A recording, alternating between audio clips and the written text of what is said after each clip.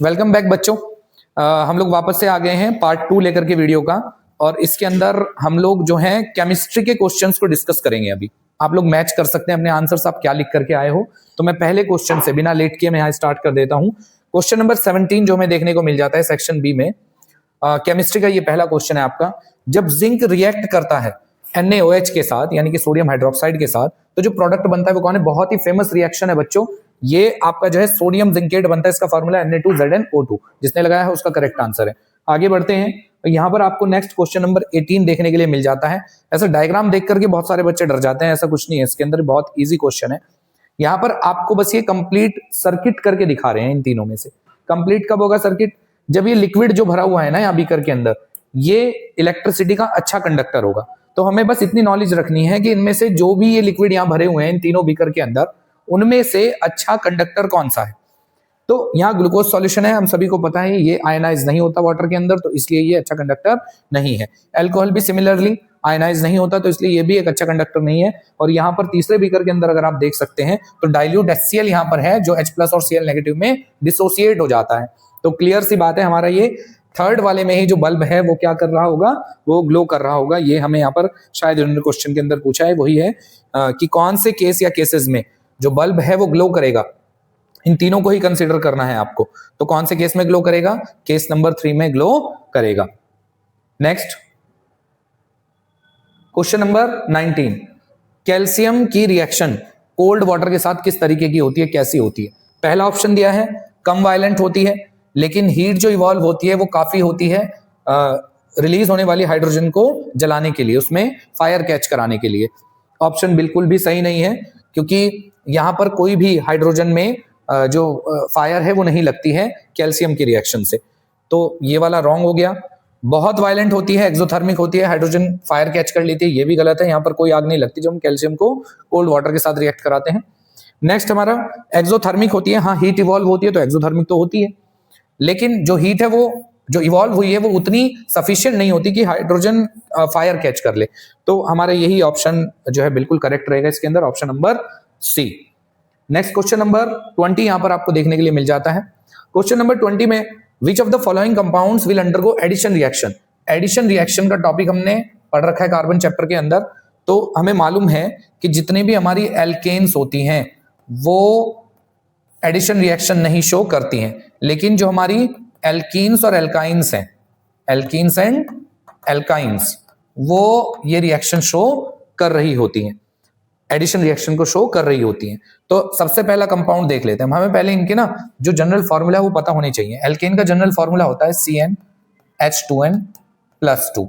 Alkene का general formula होता है CnH2n, और एल्काइन का जनरल फॉर्मूला होता है CnH2n-2। तो हमें देखना है कि इन दोनों फॉर्मूलाज को कौन फॉलो कर रहा है, कौन सा इनमें से चारों में से कंपाउंड फॉलो कर रहा है, क्योंकि ये वाला तो होगा ही नहीं, एडिशन रिएक्शन देगा ही नहीं है। तो यहां पर हम लोग देख सकते हैं कि पहले वाला कंपाउंड यहां पर 4 कार्बन है और 10 हाइड्रोजन। इसका मतलब यहां पर कौन सा फॉर्मूला फॉलो हो रहा है? 4 2 8 और 8+2, तो ये तो एक एल्केन हो गई, ये एल्केन हो गई, तो ये एडिशन रिएक्शन शो नहीं करेगी। यहां पर देखते हैं 4 2 8, बिल्कुल यहां पर CnH2n वाला फॉर्मूला बिल्कुल डायरेक्टली फॉलो हो रहा है। तो ये आपकी कौन हो गई है? ये एल्कीन हो गई है, बिल्कुल 100% ये शो करेगी आपको क्या? Addition reaction. बाकी देख लेते हैं कहीं कोई गलत ऑप्शन तो नहीं यहां डाल दिया गया है।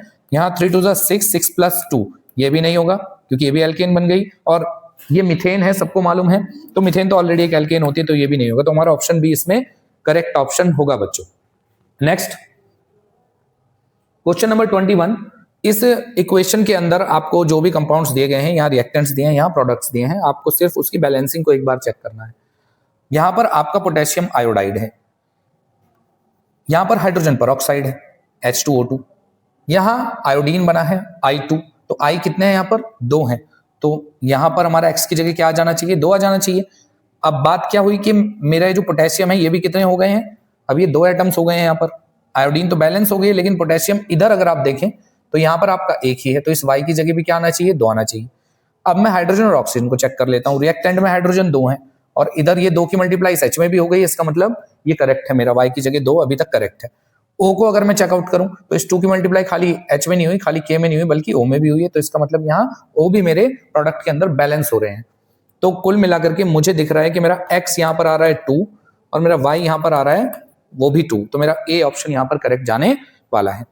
नेक्स्ट क्वेश्चन नंबर 22, तो small amount of copper oxide in a beaker. Copper oxide को पहले लिख लेते हैं। कॉपर ऑक्साइड किसके अंदर डाला गया है? ये बीकर के अंदर डाला गया है। When we add dilute hydrochloric acid, जब हम इसके अंदर डाइल्यूट HCl हम लोग डालते हैं तो रिएक्शन हमें देखनी है क्या होगी, स्लोली विद स्टीरिंग, और इसको थोड़ा थोड़ा स्टिर करते हैं। The change in the colour of the solution is due to the formation of, किस फॉर्मेशन की वजह से जो है कलर चेंज होगा? ये तो हमें पता है कि ब्लैक कलर का होता है हमारा कॉपर ऑक्साइड, और ये हमारा हाइड्रोक्लोरिक एसिड का सॉल्यूशन यहाँ पर लिया गया है। दोनों को जैसे ही हम ऐड करते हैं तो इनमें रिएक्शन होगी, क्योंकि ये कॉपर ऑक्साइड है, ये एक बेस की तरह, मेटल का ऑक्साइड है, बेस की तरह बिहेव करेगा और ये एसिड की तरह। तो यहाँ पर हमारा एक सॉल्ट बनना है और प्लस वाटर बनना है साथ में। तो ये जो सॉल्ट हमारा बनेगा वो बनेगा Cu और Cl के कॉम्बिनेशन से, तो ये बनता है हमारा CuCl2। कॉपर क्लोराइड हमारा देखने को मिल जाएगा और साथ में कौन बनेगा? वाटर। अभी जो कॉपर क्लोराइड है, मैंने कल एक वीडियो डाला था, उसके अंदर मैंने सारे कलर कॉम्बिनेशंस आपको बताए थे सभी कंपाउंड्स के। तो अगर आपको याद हो तो मैंने आपको ब्लू ग्रीन कलर आपको बताया था कॉपर क्लोराइड का। तो बिल्कुल कॉपर सेकंड ही बना है, सेकंड दो वैलेंसी है यहाँ पर कॉपर की, इसीलिए यहाँ पर Cl के साथ 2 लगा है। तो यहाँ पर हमारा option number C correct option होगा।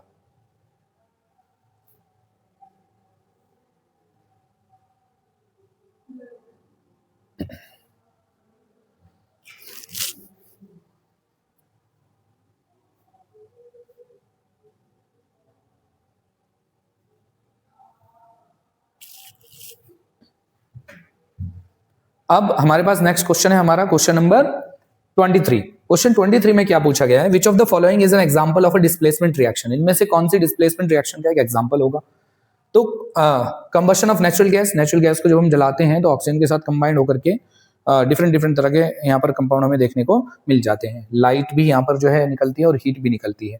तो ये वाला हमारा कंबशन रिएक्शन अलग ही होता है, ये हमारा किसी भी तरह से डिस्प्लेसमेंट रिएक्शन नहीं होता, ये हमने ऑलरेडी पढ़ा हुआ है। Reaction of a reactive metal, जब कोई रिएक्टिव मेटल डाइल्यूट एसिड के साथ रिएक्ट करता है तो आप लोगों को पता है वो H2 गैस को यहां से डिस्प्लेस कर देता है एसिड के अंदर से। तो क्लियर बात है कि हमारा यही वाला ऑप्शन करेक्ट होने वाला है। बाकी इलेक्ट्रोलिसिस ऑफ वाटर और क्विकलाइम, ये वाला, ये कोई भी रिएक्शन हमारी क्या नहीं है, किसी भी तरह से डिस्प्लेसमेंट रिएक्शन का एग्जांपल नहीं है। नेक्स्ट आपका फेवरेट सबका और टीचर्स का भी, एजर्शन एंड रीजन। तो यहाँ पर एजर्शन रीजन सभी को कंफ्यूज करते हैं बहुत। देखते हैं इस बार केमिस्ट्री के अंदर क्या पूछा गया। एजर्शन क्या है? लार्ज नंबर ऑफ कंपाउंड बनते हैं किसके साथ? कार्बन एटम के साथ, और जब वो एक दूसरे से क्या कर जाते हैं, लिंक कर जाते हैं, तो एक लार्ज नंबर ऑफ कंपाउंड हमें देखने को मिल जाते हैं। बिल्कुल खूब सारे जो है कंपाउंड बनते हैं, कार्बन के नेचर में बहुत सारे कंपाउंड है। रीजन की बात करें तो क्यों बनते हैं? क्योंकि कार्बन कार्बन बॉन्ड बहुत स्ट्रांग होते हैं और स्टेबल होते हैं। बात तो सही है, आपने डायमंड में पढ़ा है कि इसके बॉन्ड बहुत ही ज्यादा क्या होते हैं, स्ट्रांग होते हैं। तो carbon carbon bond no doubt strong होते हैं, बिल्कुल। इसी वजह से क्या है आपका जो है ये रीजन क्या कर रहा है, सेटिस्फाई कर रहा है एजर्शन को। तो मेरे हिसाब से यहाँ पर ए ऑप्शन आपका करेक्ट होने वाला है। नेक्स्ट अगर मैं क्वेश्चन की बात करूं, comment on the following properties of ionic compounds and give reason in support of your answer. ये फिजिकल नेचर के बारे में पहले आयनिक कंपाउंड और कोवेलेंट कंपाउंड को मैंने कल भी पढ़ाया था बच्चों को, और दोनों को टेबुलर फॉर्म में पढ़ाया था। तो वहां हमने पढ़ा था कि फिजिकल नेचर कैसा होता है। जनरली आपको देखने को मिलता है क्रिस्टलाइन सॉलिड देखने को मिलते हैं आपको। कौन?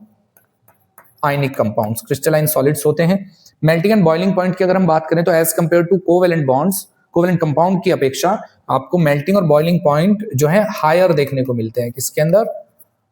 आयनिक कंपाउंड्स के अंदर, क्योंकि आयनिक बॉन्ड बहुत स्ट्रॉन्ग बॉन्ड होता है और उसको तोड़ने के लिए बहुत हाई अमाउंट ऑफ एनर्जी की आवश्यकता होती है। नेक्स्ट क्वेश्चन नंबर 26, आपको रीजंस बताने हैं यहाँ पर। पोटैटो चिप्स मैन्युफैक्चरर्स जो होते हैं वो पैकेट के अंदर नाइट्रोजन गैस क्यों भर देते हैं? टू प्रिवेंट, क्या प्रिवेंट करने के लिए? चिप्स को प्रिवेंट करने के लिए फ्रॉम रेंसिडिटी, रेंसिडिटी से बचाने के लिए। Next first question okay. Second question कहा है respiration is an exothermic reaction, कि रेस्पिरेशन जो है आपका एक्सोथर्मिक रिएक्शन होता है। इस बात को हमें क्या करना है, बताना है, क्योंकि हमें पता है कि एनर्जी रिलीज होती है रेस्पिरेशन में, एनर्जी रिलीज होती है in the form of ATP, in the form of ATP. और आप सभी को पता है कि जहां भी एनर्जी रिलीज होती है वही एक्सोथर्मिक रिएक्शन होती है। तो ये वाला भी done. Next question number 3, silver chloride is stored in dark coloured bottles. Dark colour की, एम्बर कलर की, एक्चुअल में एम्बर कलर बोलते हैं उसको, उन बॉटल्स में क्यों रखा जाता है इसको? क्योंकि लाइट की प्रेजेंस में जो AgCl होता है वो डिकम्पोज हो जाता है, इसको फोटोलिटिक डिकम्पोजिशन कहते हैं, आपने कई बार इसको पढ़ रखा है, और ये टूट जाता है सिल्वर और क्लोरीन के गैस के अंदर। यहाँ पर बैलेंसिंग अगर आप दिखाना चाहे दिखा सकते हैं, वैसे कोई नीड तो है नहीं, बैलेंसिंग के लिए कुछ नहीं करना, सिर्फ यहाँ 2 और यहाँ पर 2 लगा देना है। नेक्स्ट क्वेश्चन, क्वेश्चन नंबर 27, या तो आपको ए पार्ट करना है, इसका बी पार्ट, मैं दोनों ही बता देता हूँ, पता नहीं कौन सा बच्चा क्या करके आया होगा।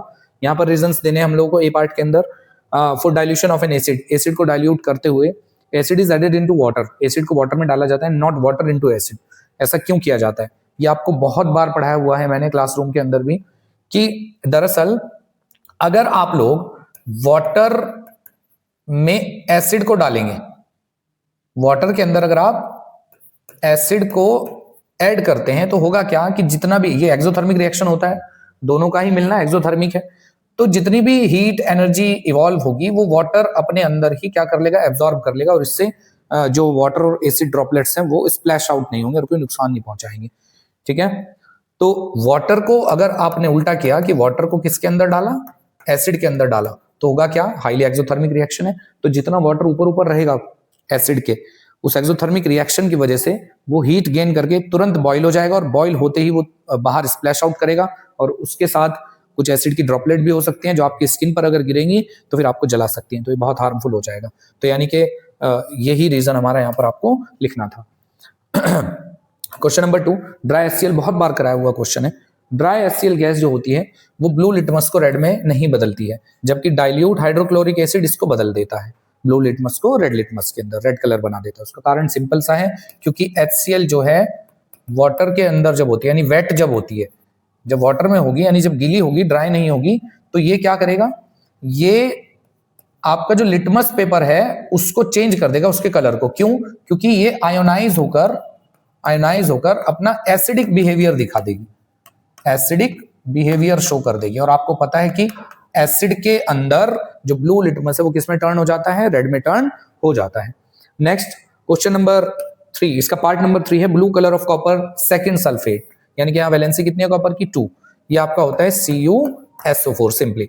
इसके जो क्रिस्टल्स हैं वो व्हाइट हो जाते हैं गर्म करने पर, हीट अप करने पर। ऐसा क्यों होता है? तो एक्चुअल में जब भी क्रिस्टलाइन फॉर्म में होता है तो इसमें 5 मॉलिक्यूल ऑफ वाटर भी होते हैं क्रिस्टलाइजेशन के, तो एक्चुअल में पेंटाहाइड्रेट स्ट्रक्चर होता है इसका, कॉपर सल्फेट पेंटाहाइड्रेट। जब हम इसको हीट करते हैं तो हीट करने पर इसमें से ये जो 5 मॉलिक्यूल ऑफ वाटर हैं ये क्या हो जाते हैं, वेपराइज हो जाते हैं, निकल जाते हैं, और ये एनहाइड्रस आपका कौन बन जाता है, एनहाइड्रस कॉपर सल्फेट बन जाता है, जिसका कलर आपका व्हाइट हो जाता है।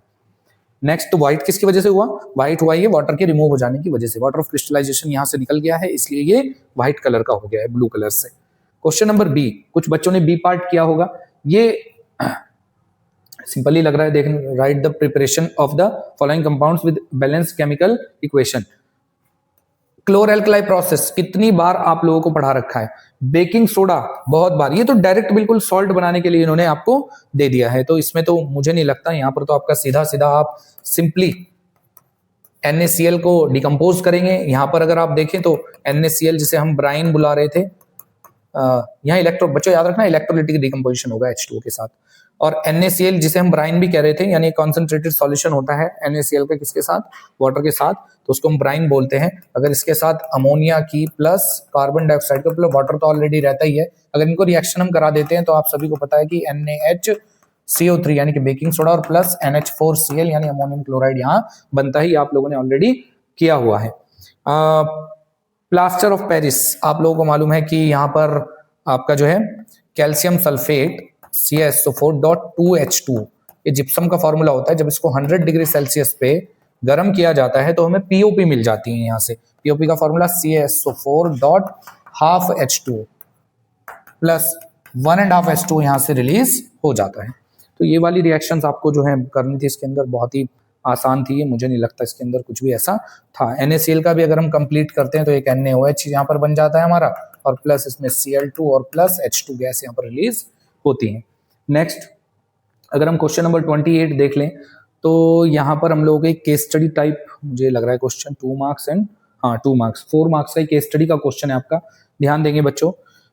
सबसे पहले एनोड मड को डिफाइन करना है।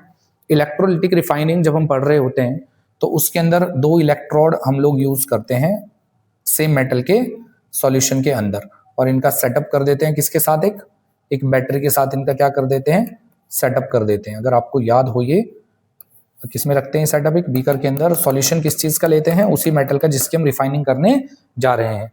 तो होता क्या है कि जो भी पॉजिटिव से जुड़ा हुआ पार्ट होता है उसको मैं ए लिख देता हूँ, ए फॉर एनोड बुलाते हैं, और जो नेगेटिव टर्मिनल से जुड़ा हुआ पार्ट होता है इस सेटअप का उसको हम सी फॉर कैथोड बुलाते हैं। तो दरअसल ये एनोड पर हमें इम्प्योर मेटल लेना होता है। उस इम्प्योर मेटल के नीचे जो भी गंदगी यहाँ पर इकट्ठी होती है उसको हम एनोड मड बुलाते हैं। तो आपको ऐसे डिफाइन करना है, the impurities collected beneath the anode in electrolytic refining is called as anode mud. क्या बुलाते हैं इसको? एनोड मड बुलाते हैं। बी पार्ट में ये इलेक्ट्रोलिटिक रिफाइनिंग कॉपर की इसके अंदर एनोड का नाम और कैथोड का नाम बताना है आपको। तो एनोड इसमें क्या होता है, दरअसल क्योंकि इस सेटअप के अंदर हम लोग यहां से इम्प्योर वाले को तोड़ करके प्योर वाले पर क्या कर रहे होते हैं, डिपॉजिट करवा रहे होते हैं। तो यहां पर आपका जो एनोड के ऊपर जो कॉपर रहता है उसको हम इम्प्योर कॉपर कहेंगे, इम्प्योर कॉपर। और जो कैथोड जिसको बनाते हैं वो थोड़ा सा थिकर होता है एज कंपेयर टू एनोड। तो यहां पर हम प्योर कॉपर की स्ट्रिप लेते हैं, प्योर, ये थिनर होता है, सॉरी ये थिनर होता है और ये वाला हमारा थिकर होता है। ये कॉपर कैसा रहता है, थिकर रहता है। तो यहाँ पर प्योर कॉपर को हम एज अ कैथोड यूज करते हैं। नेक्स्ट पार्ट नंबर यहाँ पर कौन सा आ गया हमारा, बी के बाद सी पार्ट है, और सी में भी फर्स्ट और सेकंड दो है, या तो आपको ये करना है या फिर ये करना है। मुझे पता है ज्यादातर बच्चे इलेक्ट्रोलिटिक रिफाइनिंग का डायग्राम बना करके आए होंगे, बट ये भी आपका अगर आप देखें तो कॉपर सल्फाइड आपको देखने को मिलता है। इसको कॉपर ग्लैंस और भी कहते हैं, कॉपर ग्लैंस है। कॉपर ग्लैंस का जो ऐसे कॉपर का जो एक्सट्रैक्शन हम करते हैं वो कैसे करते हैं, दरअसल दो स्टेप में होता है। सबसे पहला जो स्टेप होता है वो सीधा सीधा रोस्टिंग का होगा। हम रोस्टिंग करते हैं कॉपर ग्लैंस की, और रोस्टिंग में Cu2S को हम लोग क्या करेंगे, गर्म करेंगे विद एक्सेस ऑफ ऑक्सीजन, और गर्म करने के बाद हमारे पास Cu2O और प्लस SO2 हमें देखने को मिल जाता है। इसके बाद इसका सेल्फ रिडक्शन करना होता है, जहां पर हम क्या करते हैं, ये Cu2O और थोड़ा इस मिक्सचर में बचा हुआ Cu2S यानी कॉपर सल्फाइड और कॉपर ऑक्साइड, दोनों को आपस में एक तरह से हमने इकट्ठा ही ले लिया इनको। जब आगे फर्दर गर्म किया तो फर्दर जब हम इनको हीटअप करेंगे तो हमारे पास कॉपर अलग हो जाएगा इनके अंदर से, और साथ में सल्फर डाइऑक्साइड गैस निकल जाएगी। बैलेंसिंग के लिए आप लोग यहाँ पर नंबर्स पुट कर सकते हैं। नेक्स्ट क्वेश्चन नंबर 29, यहां पर भी आपको तो ए अटेम्प्ट करना है या फिर बी अटेम्प्ट करना है। 29 का ए का first, what is homologous series. Homologous series क्या है? होमोलोगस सीरीज वही है जिसमें ऑर्गेनिक कंपाउंड की ऐसी सीरीज जिसमें जो सक्सेसर मेंबर होता है वो अपने प्रीडिसेसर से 1 CH2 ग्रुप डिफर होता है, एक CH2 ग्रुप ज्यादा होता है। Which two of the following organic compounds belong to the same homologous series? इनमें से कौन से दो सेम होमोलोगस सीरीज से क्या करते हैं, बिलोंग करते हैं, ये हम लोगों को यहाँ पर देखना होगा।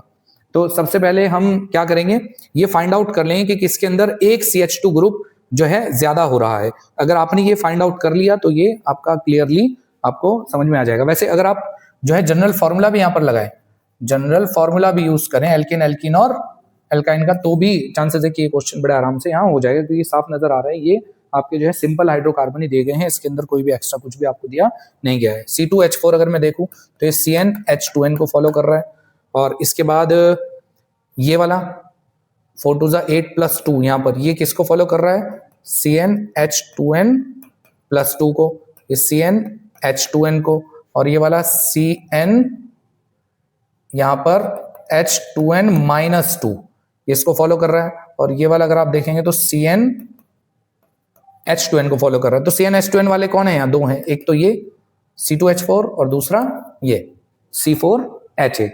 तो यहां पर जो एक ही सीरीज के मेंबर मुझे दिख रहे हैं वो साफ साफ तौर पर कौन दिख रहे हैं, एक C2H4 एंड C4H8, दोनों ही एल्कीन है। नेक्स्ट क्वेश्चन नंबर 2, इसी का क्वेश्चन नंबर 2 पार्ट है। Right the products in the following reactions. In reaction में क्या हमारे प्रोडक्ट बनने वाले हैं। ये हमारा कौन है, इथेनॉल। ये कौन है, इथेनोइक एसिड। और इथेनॉल और इथेनोइक एसिड की जो रिएक्शन होती है उसको हम एस्टरिफिकेशन कहते हैं। यहाँ एस्टर बनने वाला है, वाटर मॉलिक्यूल यहाँ से रिमूव होगा, तो क्या बन के आ जाएगा हमारे पास, CH3COO C2H5। इसको हम, इस ग्रुप को हम C2H5 भी लिख सकते हैं। C2 और H कितने हो गए यहाँ, 5। तो ये हमारा बन जाता है इथाइल एसीटेट,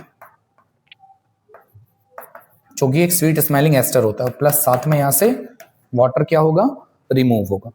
नेक्स्ट, यहां आपको फिर से एक इथेनॉल दिया है। एक्चुअल में बर्निंग रिएक्शन पूछने वाले हैं। बर्निंग में क्या होगा, तो कोई भी ज्यादातर ऑर्गेनिक कंपाउंड्स जो होते हैं, जब बर्न होते हैं तो वो आपके कार्बन डाइऑक्साइड बनाते हैं, वाटर वेपर्स बनाते हैं, और साथ में हीट एनर्जी यहां पर रिलीज होती है, एक्सोथर्मिक रिएक्शन होती है।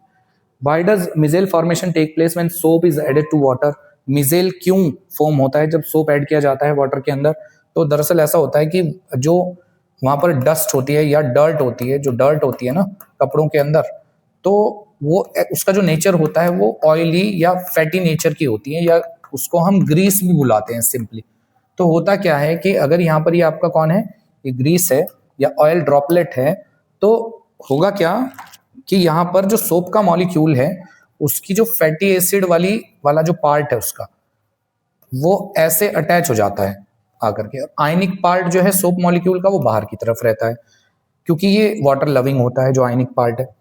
और ये जो इसका टेल वाला पार्ट है, फैटी एसिड वाला पार्ट, वो फैट लविंग होता है, इसलिए फैट की तरफ अट्रैक्ट होता है। और इस तरह का बना हुआ ये स्ट्रक्चर आपका मिजेल कहलाता है। और जब इसको कपड़े को हम रब करते हैं या वाटर इसके ऊपर चलाते हैं तो ये डस्ट को लेकर या डर्ट को लेकर वॉश आउट हो जाता है, क्योंकि ऊपर वाले हिस्से तो पानी में घुल जाते हैं, पानी के साथ अटैच हो जाते हैं, तो पानी के साथ इस डस्ट को खींच करके ले जाते हैं। नेक्स्ट पार्ट बी अगर मैं बताऊं, name the following compounds, in compounds के नाम लिखने हैं, मेथ, एथ और प्रोप। यहाँ पर प्रोपेनोन आपको ये पढ़ा रखा है IUPAC के नेम्स में, तो ये बहुत ही इजी था। और यहाँ पर देखेंगे मेथ, एथ, प्रोप, यहाँ पर प्रोप ही बन रही है, पेरेंट एल्केन जो पेरेंट हाइड्रोकार्बन जो बन रही है वो प्रोप ही बन रही है। और यहाँ पर क्या है, आपका ट्रिपल बॉन्ड है। ट्रिपल बॉन्ड के लिए हम क्या लगाते हैं, आइन यूज करते हैं, YNE एज अ सफिक्स। तो हमारा जो नाम बनेगा यहाँ पर वो बनेगा प्रोपाइन। उम्मीद है बच्चे ये तो बहुत ही अच्छे से करके आए होंगे। क्वेश्चन नंबर 2, इसी का नंबर 2 पार्ट है, बी वाले का नंबर 2 पार्ट है। Name the reaction which is commonly used in the conversion of vegetable oils to fats. Reaction का नाम बताना है जो कॉमनली यूज होती है वेजिटेबल ऑयल्स को किस में बदलने के लिए, फैट में बदलने के लिए। तो बच्चों सिंपल सा नाम है, हाइड्रोजन ऐड करके ही अनसैचुरेटेड फैटी एसिड में उनको सैचुरेट बनाया जाता है। तो ये रिएक्शन भी क्या कहलाती है, हाइड्रोजिनेशन कहलाती है, hydrogenation. Next, why is the melting point of C4H10 higher than C3H8? C4H10 का मेल्टिंग पॉइंट C3H8 से ज्यादा क्यों है? अब क्योंकि आप लोग देख सकते हैं, हमने ऊपर शायद इनको नाम दिया था, यही क्वेश्चन के पार्ट थे ना, हम लोगों ने इनको कहां पर नाम दिया था, ये C2H4 C4, नहीं ये अलग थे, हमारा ये वाला कुछ डिफरेंट है। चेक कर लेते हैं ये क्या है, ये किसको फॉलो कर रहा है, 4 2 8 + 2 यानी कि CnH2n+2 को ये क्या कर रहा है, फॉलो कर रहा है। तो और यहां पर 3 2 6 + 2, ये भी CnH2n+2 को ही फॉलो कर रहा है, यहां भी कोई दिक्कत नहीं है। तो इसका मतलब ये दोनों ही जो है किसके मेंबर हुए, ये एल्केन्स के मेंबर हैं, दोनों ही एल्केन हैं। तो एल्केन की होमोलोगस सीरीज में ये सक्सेसर है और ये कौन है, प्रीडिसेसर है। मैंने बताया था कि सक्सेसर एक CH2 ग्रुप ज्यादा होता है, तो ये वाला जो कंपाउंड है ये आपका एक CH2 ग्रुप ज्यादा है, जो ये ब्यूटेन है और ये प्रोपेन है। प्रोपेन से जो ब्यूटेन है वो एक CH2 ग्रुप ज्यादा है, इस वजह से इसका 14 यूनिट, 12 तो मास हो गया किसका, कार्बन का, और 2 मास किसका हो गया, हाइड्रोजन का। 12 और 2 14 यूनिट, 14 यूनिफाइड मास, एटॉमिक मास यूनिट भी बोलते हैं इसको। तो क्योंकि इसका 14 यूनिट मास क्या है, ज्यादा है, तो इसलिए इसके अंदर बॉन्डिंग्स भी थोड़ी सी क्या है, ज्यादा है। तो उन बॉन्ड को तोड़ने के लिए और इस हैवी मटेरियल को मेल्ट करने के लिए एनर्जी ज्यादा लगती है।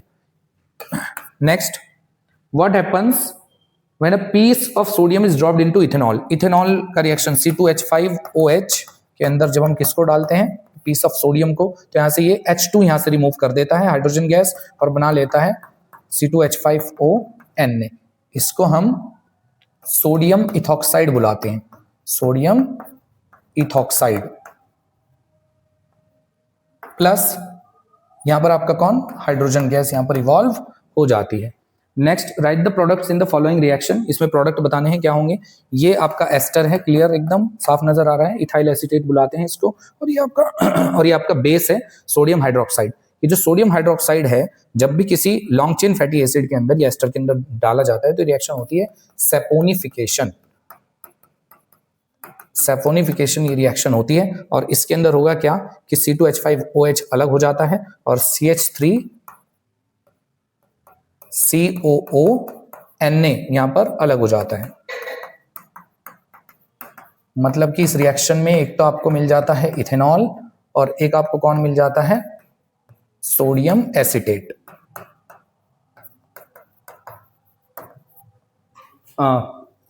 जी बच्चों, यहां तक आपका जो है केमिस्ट्री का पार्ट जो है कवर कर दिया है मैंने। आप लोग अपने आंसर से एक बार मैच कर सकते हैं, कोई डाउट हो तो कमेंट करके मुझसे पूछ सकते हैं। वेट कीजिए, मैं फिजिक्स के ऊपर भी काम कर रहा हूँ, फिजिक्स का वीडियो भी मैं लेट नाइट तक हो सकता है मैं अपलोड कर दूंगा। थैंक यू सो मच बच्चों, हैव अ नाइस डे।